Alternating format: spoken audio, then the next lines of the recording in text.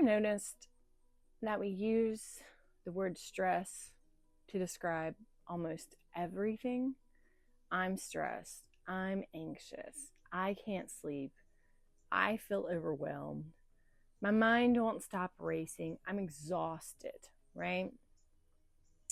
You'll even, I'm sure all of those sound familiar, and I'm sure we've all said them for a multitude of different reasons because they're not the same story behind them, right? And if it's not the same story, why would we expect the same herb to be the answer? It's coffee time now, guys, not tea. It's pretty early out here. So today, we're going to start a brand new body system together.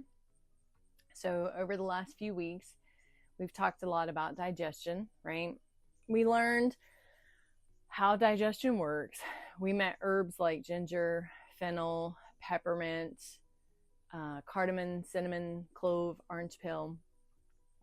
Then we put those plants together and talked about formulation, right? And today we're going to begin the same journey with another system, the nervous system. And I think this one is especially important because nearly every other body system is influenced by it in one way or another.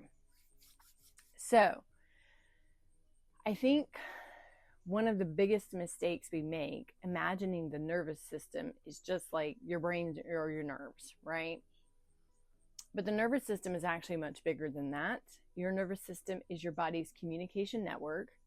It is constantly receiving information, making decisions, sending signals, helping coordinate everything from breathing and digestion to movement to memory, sleep, even how your heart responds when something startles you, all your nervous system. It's working every second of every day, whether you think about it or not. Thank goodness, because if we had to manage it, we'd probably all be dead. So, why do herbalists spend so much time learning about it? Well, thank you, Fergus. Because the nervous system doesn't work in isolation.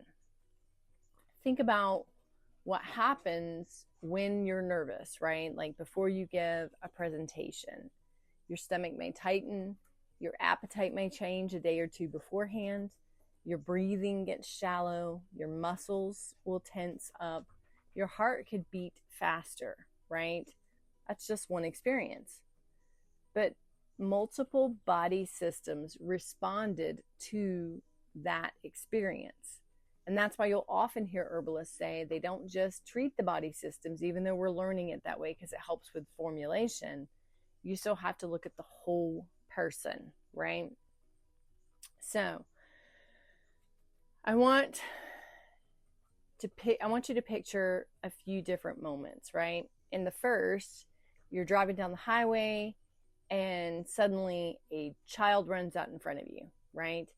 Your foot hits the brake, your heart races, your breathing changes, every muscle is suddenly alert, and your body prepared you to respond before you even had time to think about it. That's the amazing design.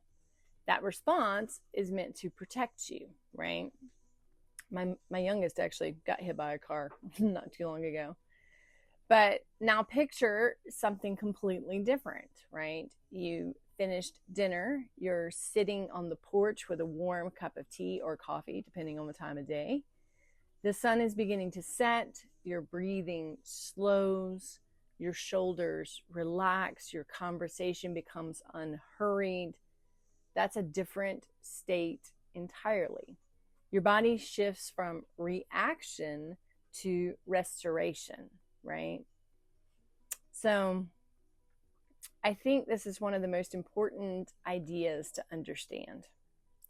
Stress is not your enemy. Without stress response, we wouldn't slam on the brakes when that child ran into the road, right? My daughter could have gotten hurt a lot worse than she did. We wouldn't jump out of the way of danger. The stress response is a gift. The challenge is when your body begins acting as though everything is an emergency, right? Email pings are an emergency. Traffic is an emergency. Bills become an emergency. Social media likes and posts, an emergency, right? Our nervous system never quite gets the message that it's safe to settle back down. Fergus is on the hunt for something this morning, guys. Apparently his nervous system's fired up.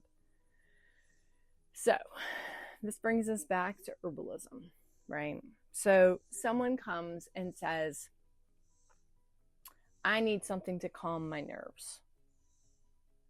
Okay, cool. What does that mean? Does it mean they can't fall asleep because their mind is racing? Does it mean they feel emotionally overwhelmed?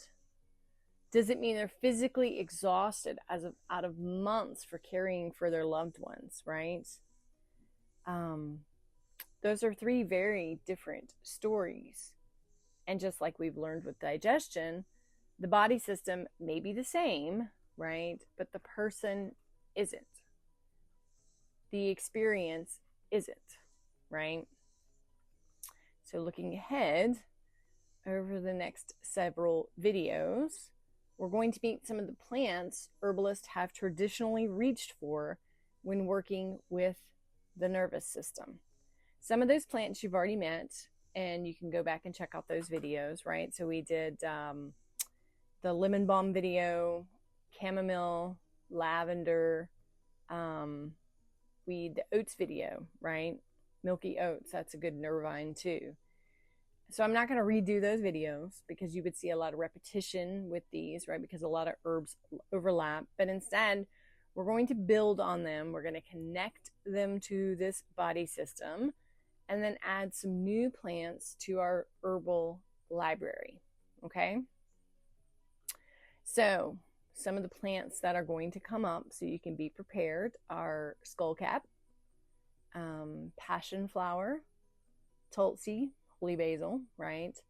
Valerian, and a few other surprise guests. But just like before, we're not going to simply memorize what they're good for. We're going to learn some history about them and everything else, right? Learn their individual stories, their footprint, if you will.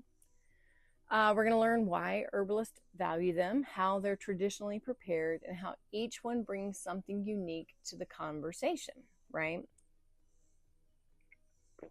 The coffee is still lava.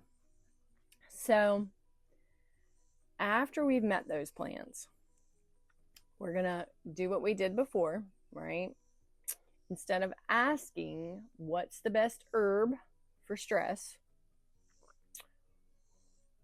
because the best herb is just the funniest thing, right? We're going to ask the better questions again, right? What story is the person telling me? What's your story as you go through this? Because that's where your formulation is going to begin. Not with a recipe, but with listening to others or listening to your own body, right? So I hope you'll join me over the next few weeks or videos as we go through this herbal library, right? We're not just collecting herbs, we're learning how to understand them. And that's what's going to help us become better herbalists. So until next time, stay rooted, stay curious, and as always, keep growing in grace.